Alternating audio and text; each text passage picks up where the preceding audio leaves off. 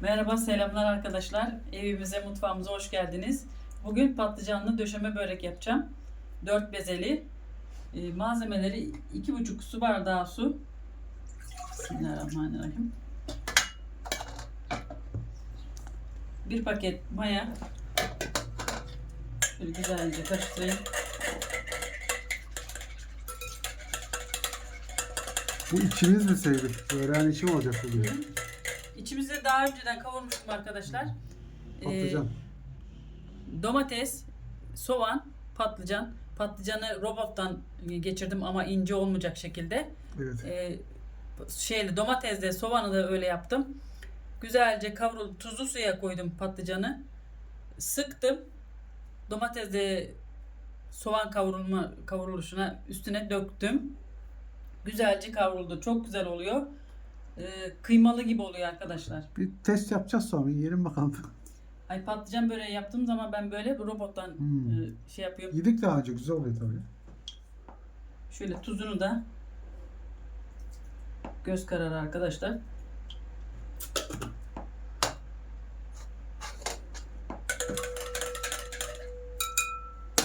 Şimdi ununu döküyorum üstüne. Şöyle bir bardak. Belli bu kaç bardaktan olacak sevgili? Belli değil, şimdi yoğuralım. Tamam. 2 bardak. Şimdi 3 bardak ununu dökeceğim. Ondan sonrasını kontrollü bir şekilde dökeceğim. Şöyle elimle bir gireyim. Yoğur bakalım sen hamuru. 6 bardak unu kattım arkadaşlar. Aldı mı hepsini sen? Aldı. Ha. Şimdi hepsi güzelce yoğuracağım bunu ben. Bunun hamuru biraz sert olacak galiba değil mi? Yok, sert olmaz daha o şey. Bir de mayalı ya. Ha, bunu dinlendireceğiz bir de değil mi? Kabardığı zaman yumuşayacak o. Şöyle güzelce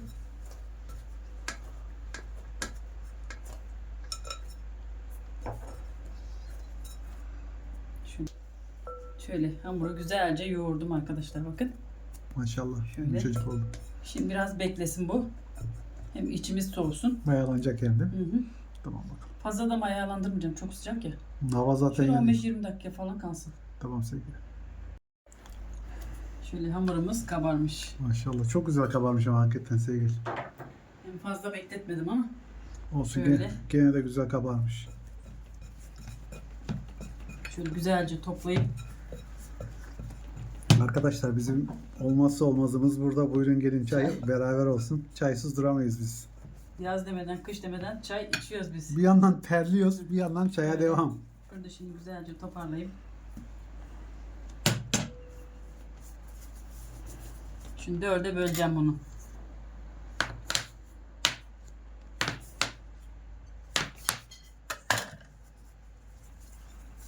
Dört bezelik mi sevgili bu şimdi? Hı hı. Şöyle hepsini birbirine eşitleyip. Ben o zaman çekerim yine. Bu hamurdan arkadaşlar bazlama yapabilirsiniz. İstediğiniz şekilde börek çeşitleri yapabilirsiniz. İçinde sadece maya var.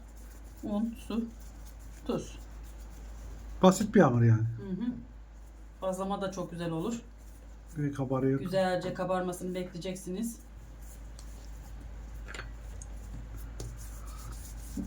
Allah şükür yarabbim.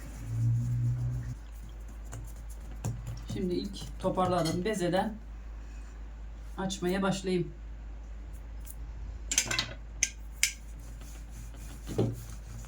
Sallanıyor mu? Olsun, telefon sallamaz onu. Havası zaten güzel açılıyor sevgili. Hı hı. Bekledi ya, yumuşak bir de. Evet. İçerideki ışıktan mı nedir? Kolların kırmızı kırmızı çıkıyor. Niye öyle acaba? Bilmiyorum da. Ekrandan mı? Şimdi o kulağı alayım.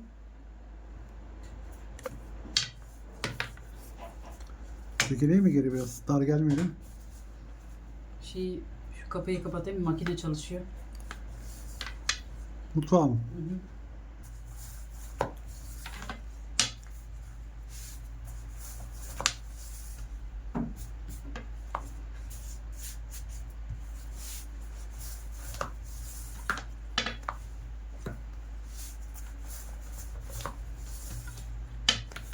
Şöyle ne ince olacak ne çok kalın olacak bu arkadaşlar. Ne kadar büyüyecek ben onu soracaktım. Sen benden daha önce Şöyle hamurun büyüklüğüne şu çayı devirmeyeyim diye bakıyorum.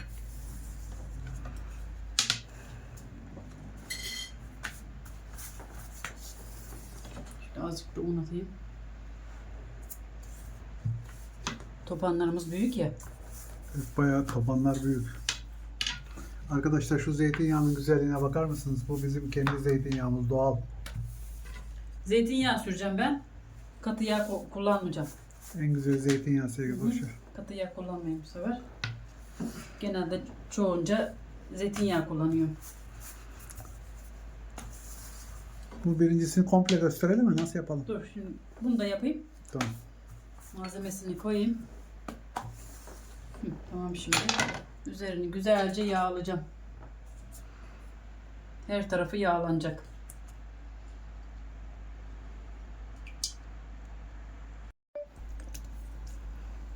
Şimdi iç malzememizden her tarafını güzelce yayacağım.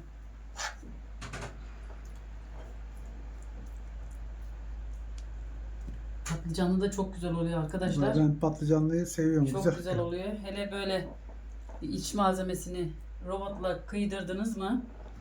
Daha güzel oluyor değil mi? Aynı kıymalı gibi. Tabii onun da bir şeyi var. Ayarı var. Fazla kıymayacaksınız. Çok da elle doğradığınız zaman tabii daha biraz büyük oluyor. Tabii bu robot daha biraz ince yapıyordur değil mi? Tabii. Ona göre ayarlayacağım. Kabağını soydum. Alacalı. Sana da ne güzel olmuş. Patlıcanları tuzlu suya koyunca arkadaşlar simsiyah su çıkarıyor. O suyu da çıkarmak lazım değil mi Hı sevgili? hı. Hem acı olmaması için hem de bak böyle rengi kararı değil yani. Güzelce bunu 4 eşit parçaya böleyim. Malzemesi bol olsun. Zaten bir bunu çeker sonra öbür üçünü çekmeyiz. Sonunda gösteririz değil Hı hı. mi? Tamam şimdi bunu böyle Her katına bir de yağ mı koyuyorsun? yağımızda 2 su bardağı arkadaşlar. Kalırsak kalır ne kadar gerekiyorsa o kadar kullanacağız. Ya yağ kendilerine göre kullanabilir. Herkes Şöyle. yağlı sevmeyebilir değil mi sevgili? Tabii. İsteyen katı yağlı da yapabilir. Şöyle her katını yağlıyoruz. Güzel olmaz mı bu garik? Hı hı. Biliyorsun değil mi sevgili? Adam senin yüzünden neye çıktı? Niye çıktı? Somuncu baba. Hadi bakalım. Serkan kardeşim bana somuncu baba diyor. Hmm. Durmadan hamur işi yiyor. Neden öyle oldu? Yok ya durmadan hamur işi Yani yapmıyoruz. çok dediğim yok da işte Şimdi espri şunu şurada bekletelim espri. arkadaşlar. dinlensin. İkinciye geçelim. Hı, diğerinde Aynı şekilde. aynı şekilde yapacağız. Hepsi Yani- bitince görüşürüz gene. Ha. Şöyle ikinci bezemizi açtık. Onun da her tarafını yağlayacağız. Bol yağlı. Hı hı. İlk yaptığımız bezeyi ortasına aldık. Ben hep ayrı ayrı olacak sanıyordum Şöyle sevgili. hafif yağlıyorum biraz.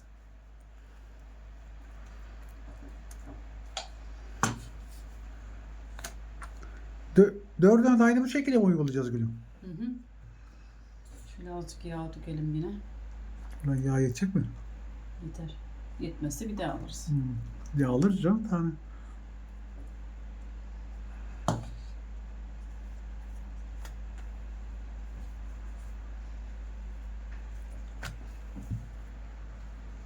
Hani hiç şöyle tek tek açıyoruz ya.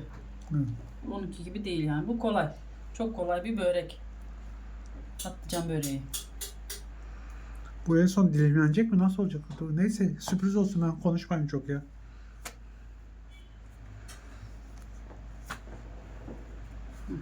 Gene kıyıyor o değil mi şimdi? Onu da alalım kıyıya.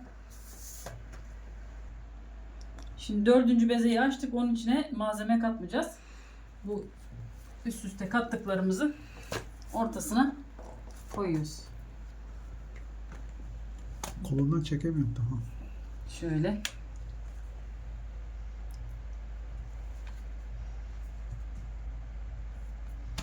Birazcık yağlayalım. Mayalı olduğu için arkadaşlar yağı çekiyor.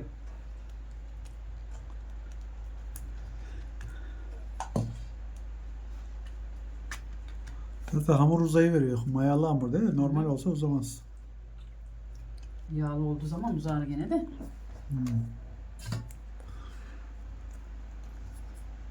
Şöyle 2 bardak yağımız gitti sayılır.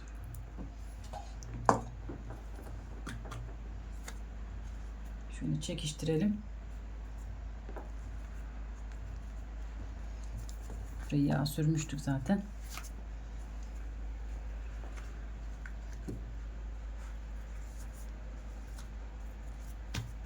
Şimdi tepsimizi alalım.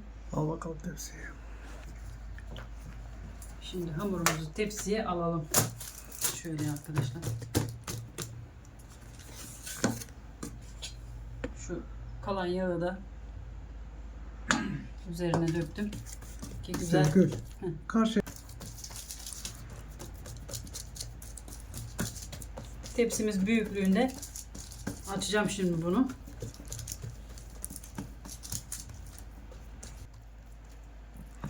Şöyle güzelce tepsiye yaydım. Şimdi üzerine yumurta sarısı süreceğim.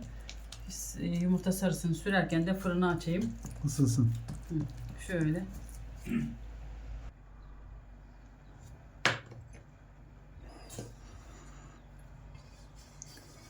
Şöyle kalan yağı da döktüm üzerine.